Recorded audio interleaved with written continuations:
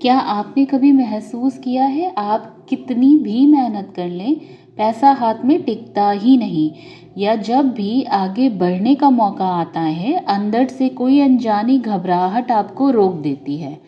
हो सकता है यह ब्लॉक आपका बनाया हुआ ना हो सकता है यह आपके परिवार से पीढ़ियों से चला आ रहा हो। आइए जानेंगे इसके बारे में। पैसे से जुड़ी सोच सिर्फ हमारी अपनी नहीं होती, वह हमें विरासत में मिलती है। अगर आपके दादा परदादा ने कभी गरीबी, नुकसान या पैसे को लेकर गहरा डर झेला हो, तो वह अनुभव सिर्फ उनकी कहानी बनकर नहीं रुकता।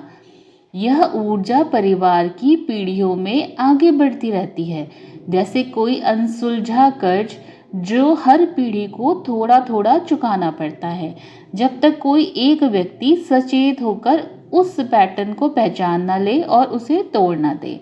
इसलिए बहुत बार आप देखेंगे कि परिवार में पैसा कमाने की क्षमता तो है, लेकिन उसे रोकने, बचाने या सहजता से स्वीकार करने की क्षमता नहीं। सिर्फ आदत नहीं है, ये पीढ़ियों से चली आ रही एक ऊर्जा है जो कार्मिक रूप से अगली पीढ़ी को सौंप दी जाती है। ज्योतिष में इस पैटर्न की जड़ें कुंडली के कुछ खास ग्रहों और भावों में देखी जाती हैं। मुख्य रूप से 5 ग्रह इसमें भूमिका निभाते हैं: शनि, राहु, केतु, बृहस्पति और शुक्र। शनि कर्म और अनुशासन का ग्रह है। कुंडली में शनि अगर दूसरे भाव यानी कि धन भाव या 11वें भाव यानी कि लाभ भाव पर पीड़ित स्थान में बैठा हो तो पैसों में देरी, रुकावट और भीतरी डर का पैटर्न बनता है। शनि की महादशा या अंतर्दशा में भी यह ब्लॉक अक्सर उभर कर सामने आता है। कार्मिक पैटर्न के लिए राहु केतु को भी हम देखते हैं, तो जो राहु केतु के एक्सिस हैं वो एक्सिस हमें बताते हैं कि पूर्व जन्म से हमारा पैसे से क्या संबंध है। केतु पूर्व जन्म से जुड़े अधूरे अनुभव को दिखाता है और राहु इस जन्म की दिशा और सीखे जाने वाले पाठों को दिखाता है। दूसरे या 11वें भाव में केतु की उस उपस्थिति यह संकेत देती है कि धन को लेकर कोई पुराना भय या नुकसान अनजाने में दोहराया जा रहा है। अब बृहस्पति या शुक्र की बात करें तो बृहस्पति समृद्धि, विस्तार और भाग्य का कारक है। कमजोर या पीड़ित बृहस्पति धन के प्रवाह में रुकावट का संकेत माना जाता है। शुक्र भौतिक सुख, आराम, वित्तीय स्थिरता को दर्शाता है।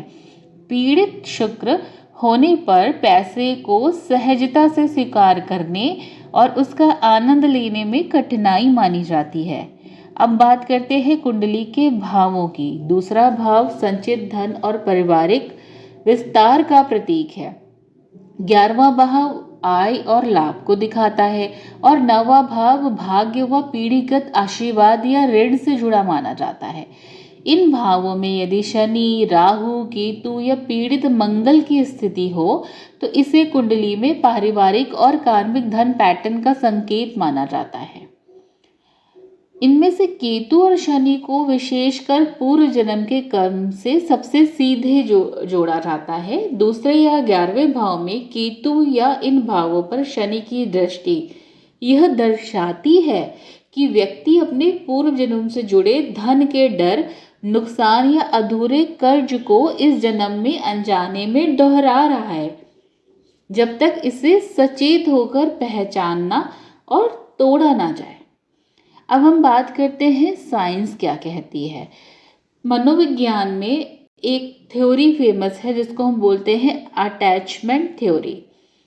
तो ये क्या कहता है सिद्धांत? ये कहता है कि बचपन में हमने अपने माता पिता को जिन भावनाओं और व्यवहार के साथ पैसे को संभालते देखा वही हमारे अवचेतन मन में गहराई से बैठ जाता है।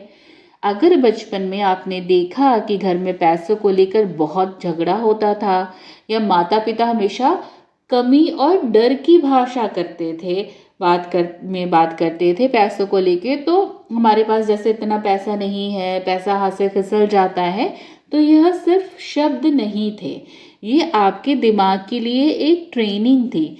बच्चे का दिमाग उस समय अपने माहौल से यह सीखता है कि सुरक्षित रहने के लिए दुनिया को किस तरह देखना है।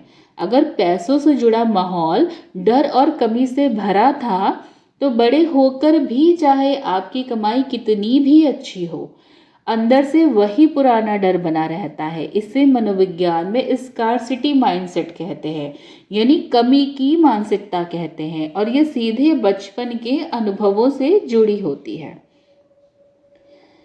अब हम बात करते हैं कि इसका निचोड़ क्या है इस पूरी वार्ता का। बात यह है कि अगर हम दोनों नज़रियों को रखें और समझें कि क्या दिखाता है ये पैटर्न, तो जो आपका डर है वो आपका बनाया हुआ नहीं है, वह फिर भी आपके फैसलों को चला रहा है। चाहे आप इसे कार्मिक कर्ज कहें या इनहेरिटेड बिलीफ सिस्टम कहें, असर एक जैसा होता है। तो आप कमाने के बावजूद भीतर से खुद को असुरक्षित महसूस करते हैं। अब इसका समाधान क्या है, इसे तोड़ा कैसे जाए? पहला कदम है पहचानना। अगली बार जब पैसों को लेकर कोई डर या घबराहट महसूस हो, तो खुद से पूछिए, क्या यह डर मेरा अपना अनुभव है या यह मैंने किसी और से सीखा है? दूसरा कदम है नई भाषा को दोहराना। जिस तरह डर की भाषा को दोहराने से वह गहरी हुई, उसी तरह सुरक्षा और भरोसे की भाषा को दोहराने से नया पैटर्न बनता है। रोज खुद से कहिए, मैं अपने परिवार से अलग एक नया रिश्ता पैसों के साथ बना सकता हूँ, बना सकती हूँ। तो अपने अंदर का जो मनी ब्लॉक है वो निकालिए। वो आपकी गलती नहीं है, वो आपको विरासत में मिला हो, चाहे कर्म से या परवरिश से। लेकिन एक बात तय है, जो चीज़ विरासत में मिली है उसे सचेत होकर बदला भी जा सकता है। आज बस इतना करिए, ध्यान से सुनिए कि पैसों के बारे में आपके भीतर की आवाज़ क्या कहती है। शायद वह आवाज़ आपकी नहीं, आपके परिवार की है। I hope this information will help you out. Thank you.